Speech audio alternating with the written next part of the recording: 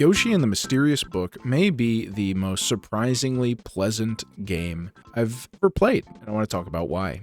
You know what shouldn't be surprisingly pleasant? My videos. So if you like them, do subscribe and hit the like button and leave a comment. I really didn't have many expectations when I picked up Yoshi and the Mysterious Book. The Yoshi series has not really been one that I've been well connected to over the years. I love the original Super Nintendo game. However, I never really played any of the other games in the series. I played the one on the Switch for a little bit, but I found the gameplay to just be a little lacking. It was just a basic platformer.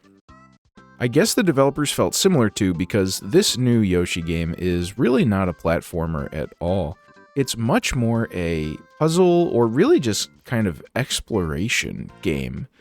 Yoshi meets the Mysterious Book, whose pages contain all these different creatures, but for some reason the book has no idea about any of them, and so Yoshi has to jump into the book, eat the creatures, stomp on the creatures, feed the creatures fruit, do other stuff with them, all to learn as much as they can about these different creatures in the game.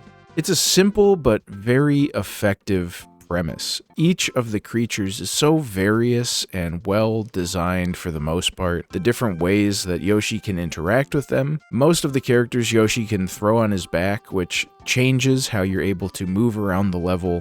Each of the areas in the game, too, is really clever in how they laid it out. As you progress through each area, you'll essentially unlock new creatures to find out about, but they interact with all of the previous creatures as well. So it's very common for you to go to a new level and interact with a new creature, but then see some of the creatures from previous levels, and then getting them to interact with each other. There's just a lot of unique, fun things to explore, and in some cases it can be a little overwhelming. There's many times where, because as you go, the book will kind of write on the page what you just did. And there was many times where I would do something or other and like 5 or 6 things would get written, to the point that it was hard to sometimes even keep track of what was going on. The game will also give you hints, if you want, as to some of the different things that you might have missed when you want to go back and replay the level. And some of them can get pretty complicated, which if you really want to 100% this game, which personally I did not, but it is something that can definitely keep you engaged and occupied. And on top of that, if you really want to do it with no hints, there's a lot there to be done.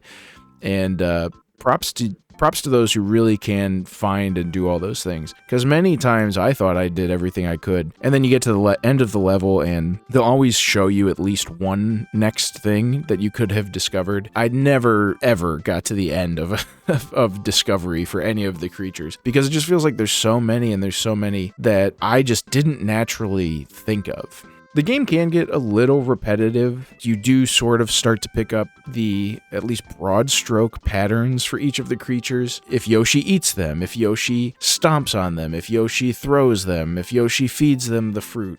Even still, there's enough good to the game, and just that sense of discovery and exploring and learning never gets old, even if it does get to feel a little repetitive. It's never to the point that it makes you stop wanting to play or stop wanting to see what this new creature can do, or the different ways that you can interact with it, or how it helps you interact with the rest of the level and the game world.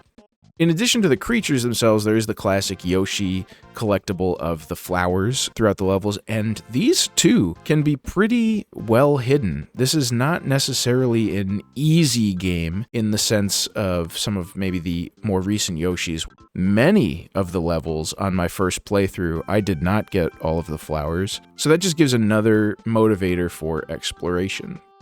The flowers themselves are eventually used to buy these like upgrades for Yoshi and his exploration tools. They really don't do much to help. Some of the ones that are beneficial will like point you in the direction of flowers you might have missed in the level. But for the most part, they're just cosmetic kind of overlays on the screen that tell you how fast Yoshi's moving, the altitude. But again, it just adds to the overall charm of the game and its presentation. And there's a lot to this game.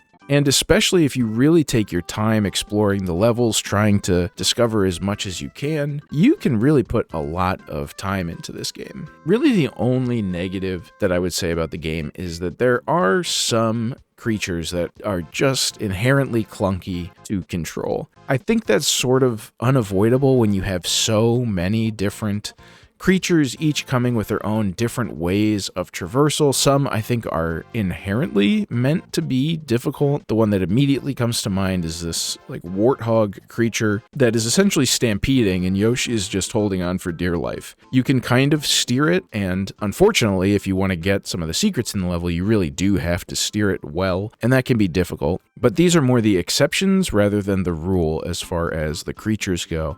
Yoshi and the Mysterious Book is not a flashy game, it's not a huge, grand game, and yet its overall presentation is so charming, its world is such a joy to explore, and the creatures are all so varied and unique that genuinely this has quickly become one of, if not my favorite, Switch 2 games. I said it in my 1-year video, and I think this game continues to prove it that Nintendo is really trying to provide a varied set of experiences to play with the Switch, and they're really succeeding. The way it's designed just makes you want to keep playing it. I never wanted to finish a level when I got to the actual end of the level. I always wanted to keep exploring and seeing what else could be done with the creatures, and yet at the same time I also did want to stop because I wanted to move on to the next creature too. You always want to see what's next. You want to see how the world is going to change once you finish a level and a new creature shows up or gets revealed in some way.